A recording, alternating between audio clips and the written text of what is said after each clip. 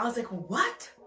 A financial book telling me to travel? Say less, say less. Hi everyone, welcome back to my channel, All Good Things. And on today's episode, we'll be reviewing this book, Choose FI, all right? FI, Financial Independence. Now, I love this book and I just want to get right into it, okay? Now, on Monday, we reviewed the Financial Freedom book, and that was definitely a more detailed guide.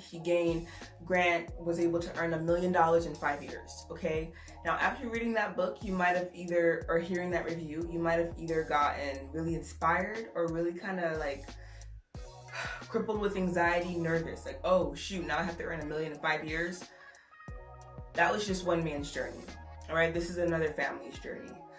With Choose FI book, it takes him about 16 years to reach financial independence after becoming a physician, and he goes through his personal journey. And what I love about this book too, I learned so many blogs through him. I didn't even realize there were so many financial independence bloggers, but every single chapter he mentions a new person, and I'm like, what?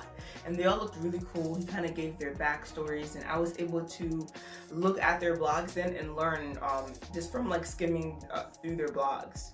So I definitely want to go back and keep reading, but I definitely have to praise this guy. There's three main authors, Chris, Brad, and Jonathan, and they also run the Choose FI podcast. All right, so it was great hearing all three of their stories and kind of backgrounds. It was so valuable for me. And not to mention all the other blogs that they mentioned. All right, but anyways, Choose FI is definitely a more holistic book compared to the book that we reviewed on Monday. And I love this. It resonated with me. I related to it so much and so hard. So now this book places extreme kind of value onto you, the reader, all right? So if you don't aspire to have $1 million in 5 years, that's cool. What is your purpose? What is your reason for choosing FI? And he goes through the book and he explains different retirements. Maybe some of you just want to work part-time. Maybe some of you just want a semi-retirement. Maybe financial independence means to you stop living paycheck to paycheck. Or maybe it just means being debt-free. Whatever that is, define it, write it down, and make sure that you become a valuist. And I love that he mentions this. I haven't really heard about that until like then. But a valuist is your money goes where your mouth is, okay? So you're living in alignment with what you value. So if you value travel, you're traveling. But if you don't value expensive clothes, then you're not gonna do that. It's like find out who you are and design your life to be compatible with your values. Love it. All right, but he really goes into your purpose, your reason, your goal, like your financial dream, and just to be intentful and mindful with what you're living, and if you want to live the way you're living, like. So I think everyone should read this book. If you're confused or unsure about FIRE, I know a lot of it, and he says he chose the title Choose FI instead of FIRE. It's because a lot of people place the extreme like value on retirement, and that's important too, but for me personally and for them as well, it was being able to reach financial independence. Like that is my personal goal. I don't really care if I retire at 60 or 30. Like I'm on my plan, or I'm on my path to transition into a career that I find valuable anyway, or that I really align with. So once I'm able to kind of switch fields and work somewhere I love, I don't care about retiring. Like what's important to me is being able to be financially independent, okay? To choose my location, choose my hours. That's more valuable to me. So he kind of mentions that too, where he's like, you don't have to, the focus doesn't have to be retirement. So you don't have to hate your life for like 5, 10, 15 years just waiting for that sweet magical day. Like, no, you can start to design a life that you love now without even retiring. That was awesome. This actually leads me to my next quote that he says in the book, right? FI is not about retiring early or retiring at all. It's all about having the freedom and flexibility to design your life in alignment with your values. that really goes into what I was just talking about, with this book really being focused on your values, your intentions. In every chapter, he has action steps. So it's like a few steps that you can take right now to make sure that your life is being aligned with the way you're spending your money and the way you're living your life.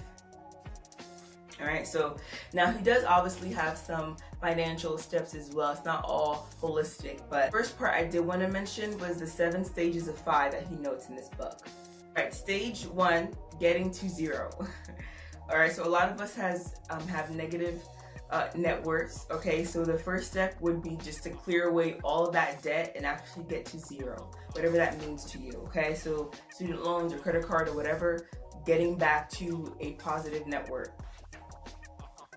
Step 2, a fully funded emergency fund. All right, so whether that means 6 months, 3 months, a year for you, getting your bank account back up to that level.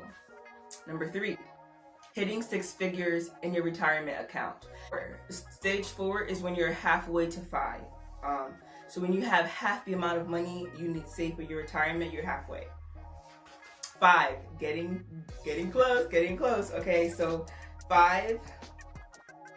So the getting close stage is when you have 25, the amount 25, your annual spending required for your essential. So like if you had to quit today, like you would be okay for like housing, food, clothing, maybe not all the lavish things, but your bare essentials, you would have that covered. Okay, that's the 5th stage. Now the 6th stage is when your portfolio reaches 25 times your entire annual spending. All right, so not just your bare necessities, everything that you would need, like that you spend on, you got it. That's stage 6, which to be honest I thought would be the final stage, but not. The final stage is FIRE, independence with a cushion. I was like, okay, that makes sense, where you honestly have an investment value that is 33 times. All right, so in the FIRE community, they recommend 25 times, or if you're more conservative, 30 times. Well, the final stage is when you have at least 33%. So you are good. You have all the money you will ever need. Even if you're being conservative or not, you're good to go. So those are the 7 stages of FI. I am definitely still on stage 1. But it was nice that he broke it down for us. Section of the book that he places value on, and I do as well, is figure out what FU money means to you. All right, figure out what that is. So whether that's quitting a job that's not treating you right, whether that's being able to take less hours, whether that's being able to take a lesser paying job that's more satisfying to you, whatever it is, find FU money and get it. Another section of this book as well, we mention this all the time on this channel, financial independence. The journey, the lifestyle, the mindset, it really is a growth mindset, okay? You cannot be thinking like this is stagnant. You need to believe in the fact that you are able to earn more, save more, invest more, okay? He tackles the big 3 as well: housing, food, and transportation. All right, so he goes through his personal and other bloggers as well, how they're able to really save money and tackle that. All right, so whether that means house hacking, rent hacking, or just being debt free and paying off your house, whatever that means to you, but being able to tackle the 3 main: housing, food, and transportation, you'll be able to really free up your budget. And now, extra, he does mention 2 extra things that I have not really heard mentioned before. Cell phones and cable. All right, he talks about how he actually cuts out his cable and realized that he doesn't really need it. He kind of transitions to more of like a Netflix, Hulu type of situation. And then cell phones, which I resonated with a lot, because I used to pay like 50, 60 bucks with T-Mobile, Sprint, Verizon, and then I switched over to a smaller carrier, and I still have unlimited text, data, and everything, and I pay half of that. So he's like, really evaluate your cable and your cell phone. So recurring expenses can be as huge as your housing, food, transportation costs as well. And now he also mentions a part which I thought was really cool. he kind of mentions this too. The more you build wealth, the less insurance you can rely on. All right, so it's just kind of like the more like cushion you have, the less intense, you know, insurance you can get. But now he does mention to get umbrella coverage. Okay, it covers a variety of things, and it's really inexpensive as well. So when you really start to have 6 figures or more, you know, in your bank account, it's important to cover yourself in all fields. So I thought this was interesting. Dave Ramsey also mentions this, so I just wanted to jot that down. So he also tackled tax brackets and lowering our income bracket through investments, which helped me because now the book we discussed Monday, Financial Freedom, also mentioned this. So being able to hear it again through a different point of view really like cemented that for me. And I was like, oh, like it was so nice hearing that explanation again, where you can really lower your income bracket through investment. So it's really a win-win for every situation. Now I love this book. I remember I actually put this down to go talk to my sister after reading this chapter. But he goes through the value of travel, and I was like, what? A financial book telling me to travel? Say less, okay? He goes through a whole chapter and he interviews other bloggers as well, you know, from the FIRE community, the importance of travel. And it's also like, he's like, people think it's harder, but it doesn't have to be, okay? Traveling abroad, especially in a lot of other countries, it's more affordable than living in Canada or the United States or Europe, you know? So you're able to save money when you're flexible with your mindset and able to go abroad. And I was like, you don't even have to convince me. I wanted to live abroad for forever. So I was like, okay, I'm about to do that, all right? As soon as I'm positive net worth, I'm booking that trip, okay? Now, I think it was cool that he mentions hacking your 9 to 5 as well, all right? So he mentions, like, don't sleepwalk through work. Your 9 to 5 can be a launching pad, okay? Figure out a way to add value to your employer so that you would be in a better position anyway, and to increase your earnings, to get promoted to whatever gets you to FIRE faster, okay? And he says overachieve in ways that your employer values, which is kind of what we touched on before as well, all right? Where it's like, you know, in your job description, okay, you know exactly what you need to do to excel. Work on those other areas, really overachieve, and that you'll be able to network the crap out of your 9 to 5, okay? So whatever that means to you, but really using your 9 to 5, okay? Don't just sleepwalk your way through 5, 10, 15 years and just dream of retirement. No, like find joy in what you're doing right now today and add value to it, whatever that means to you. Another thing that he does really good job at explaining to me is the 3 types of investings, okay? And I've heard about this before, but I like the way he explained it, all right? Passive. So passive investments are going to be investing in low index funds or low fee accounts, all right? And that's what a lot of people in the FIRE community do.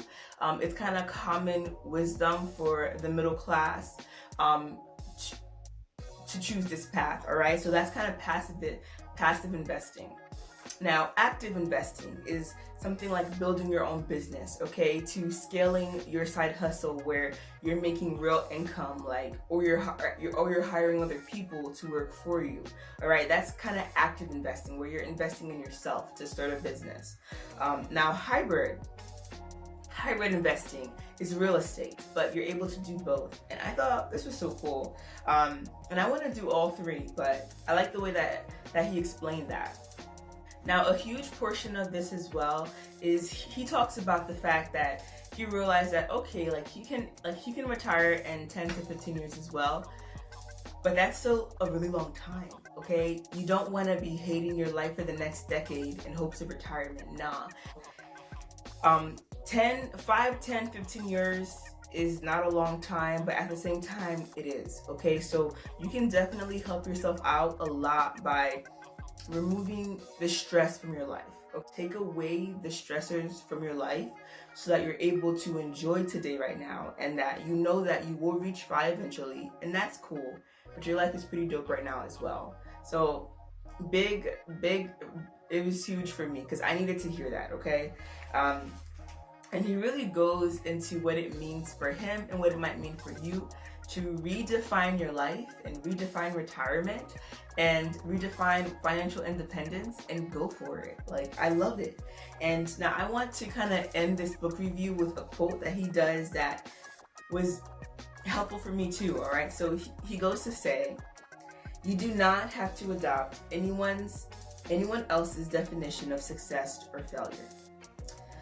But to gain traction on the path to financial independence, you do have to determine what you value and then start spending your time and money accordingly."